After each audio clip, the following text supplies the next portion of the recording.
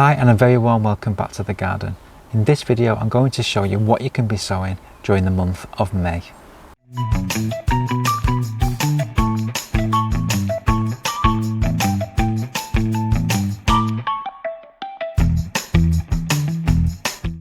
May is a really fantastic month to be sowing a whole host of seeds. In some parts of the country you may have gone past your last frost date, in which case you can sow a lot of the half-hardy annuals such as Cosmos and the likes of Zinnias now direct where they are to grow and where they are to flower.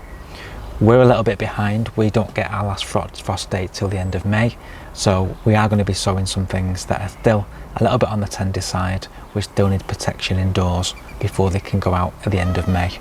With regards to hardy annuals, so things like poppies, things like calendulas, things like antirrhinums, these can all be planted outdoors. You can sow them direct, or you can actually sow them into module trays and grow them on a little bit before you plant them out.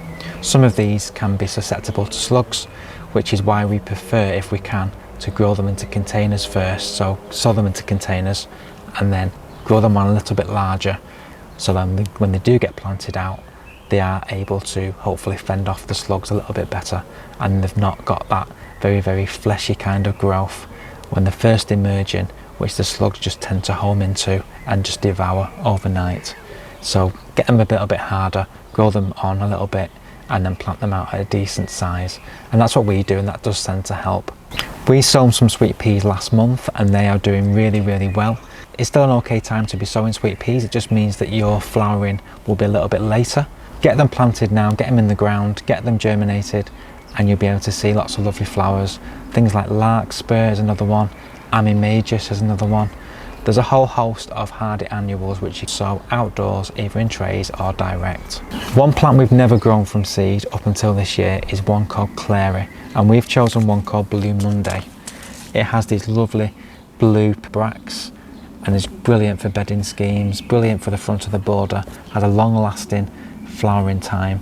So we've chosen some of that. We've sown that about maybe a week and a half, 2 weeks ago, and already we've seen the seeds germinating. So getting on to what I'm going to be sowing today, I'm going to be sowing two types of Zinnia. The first one is a nice green one called Envy, which I got free from a magazine, and the other one is a nice vibrant mix called Whirlygig, so Whirlygig mixed.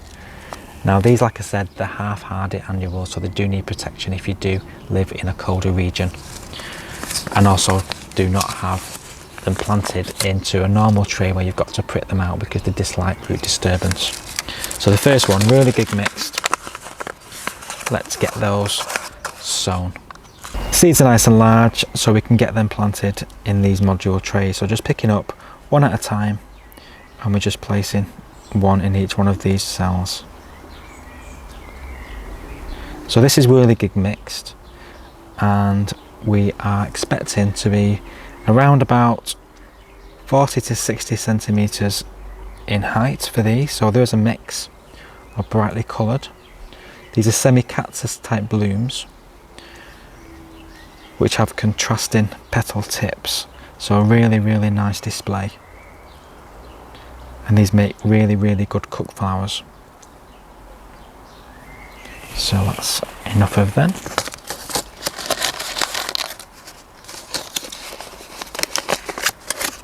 Back into the packet.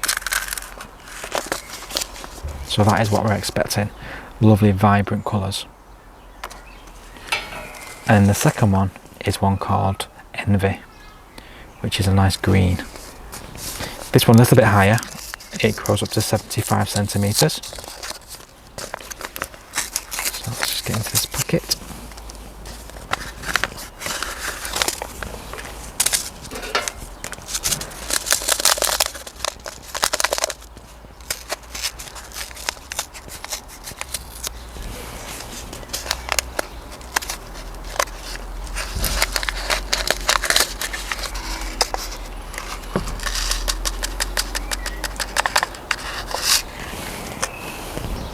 Again, just one in each of these modules.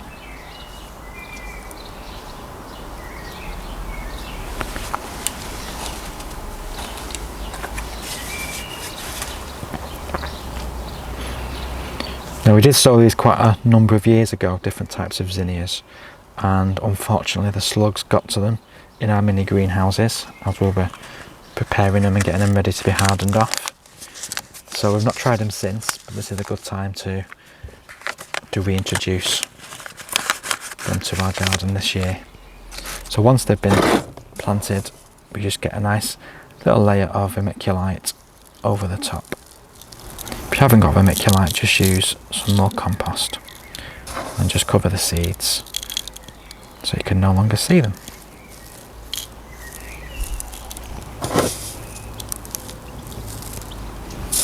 And then just give each one a lovely press down so that they're in contact with the compost beneath.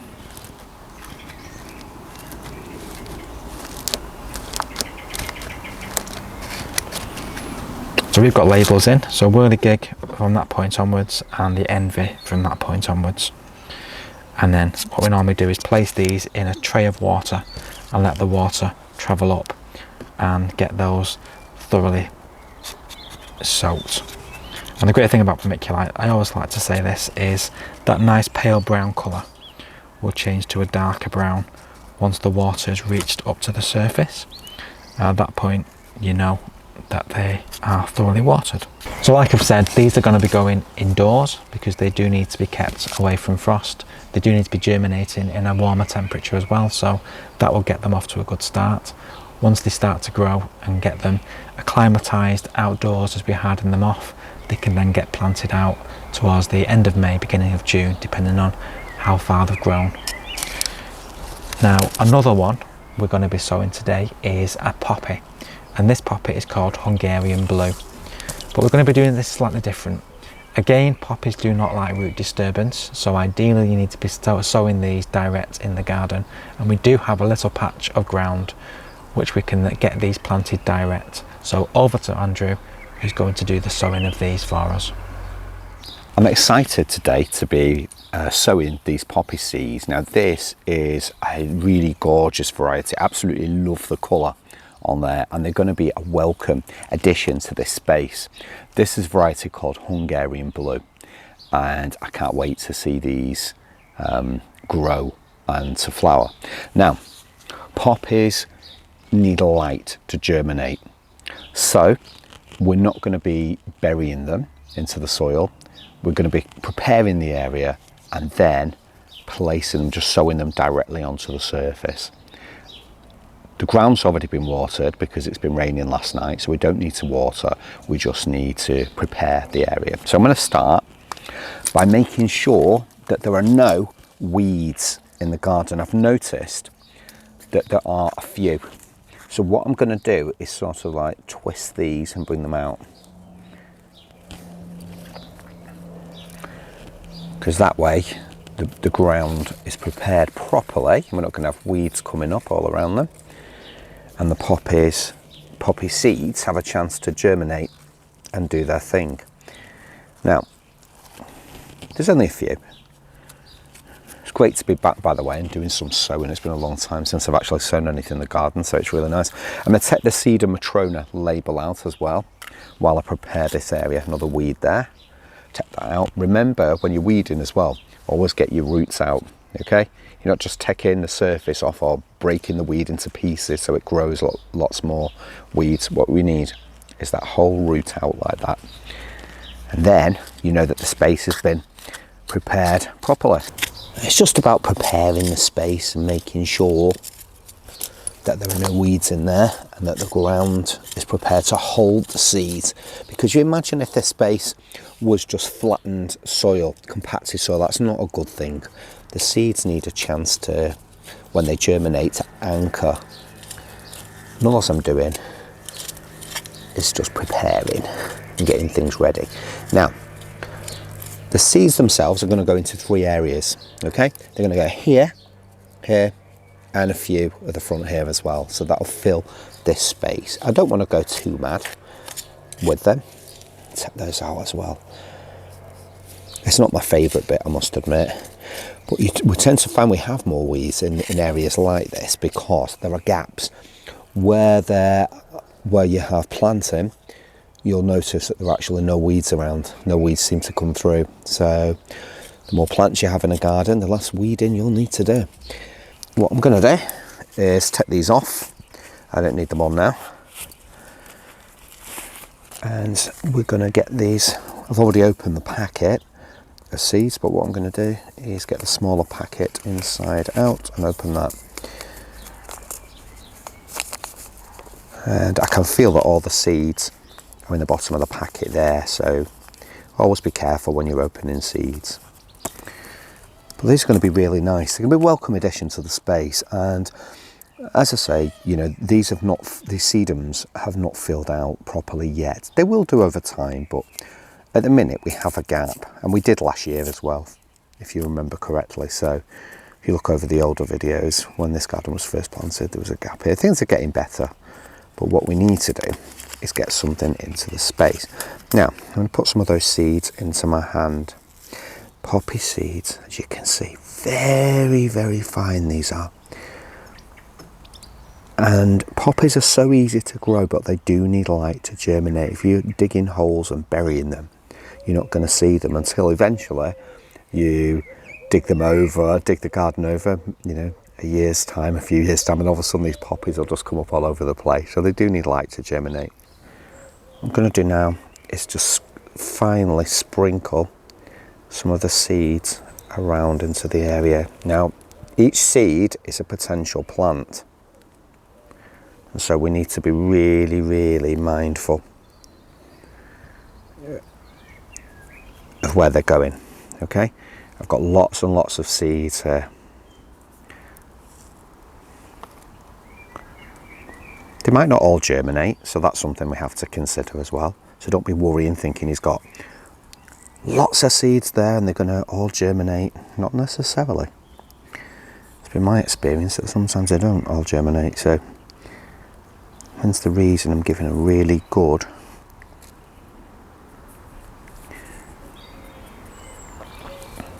put some more over here, back into there.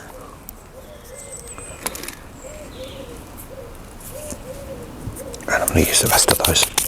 Now that is perfect. We've got lots left in here because there's probably thousands in here, literally, well, many hundreds. So we're not going to need all those, let's be honest. And we've got them for another time, another space in the garden. But I do think that that's going to create a really striking contrast this year, especially with the orange of the Geum as well. It's one of those things where, you know, you'll get that beautiful colour, hopefully, should they all germinate, and I'm sure they will, let's have faith. And you're going to have the orange of the Geum here as well, which I think is really lovely. You put those together, that's quite a contrast. It really is a beautiful contrast. So it's going to be interesting to see these. Can't wait. I love poppies. I personally would fill the garden full of these annuals. And for those of you that don't know, when something says, hardy annual, these annuals, they are just that. They're annuals. They come up for a year, then they die. But what they do is self-seed everywhere. Poppies are notorious self-seeders, so you get those lovely, beautiful poppy heads, and I love poppies for that, and I love the seeds of poppies. You get these beautiful heads, and then what they do is, eventually, as they begin to die back, those seeds are dispersed all over the ground, and then you get a fresh showing of these poppies, or any poppy, every year, and that's the beautiful thing about annuals. Anyway, thank you so much for watching our video today. Please give the video a thumbs up. Also, there's the new hype system where you get to hype the video. Don't forget to take time to hype our videos, because that will help us a great deal. And please drop any comments in the comments box below. And if you have any social media channels, please feel free to share our videos or share them on WhatsApp to people that you think might like them. That's another way of getting our passion for plants across as well. Thank you so much for watching, and take care, and we will definitely see you very soon on the next one. Take care.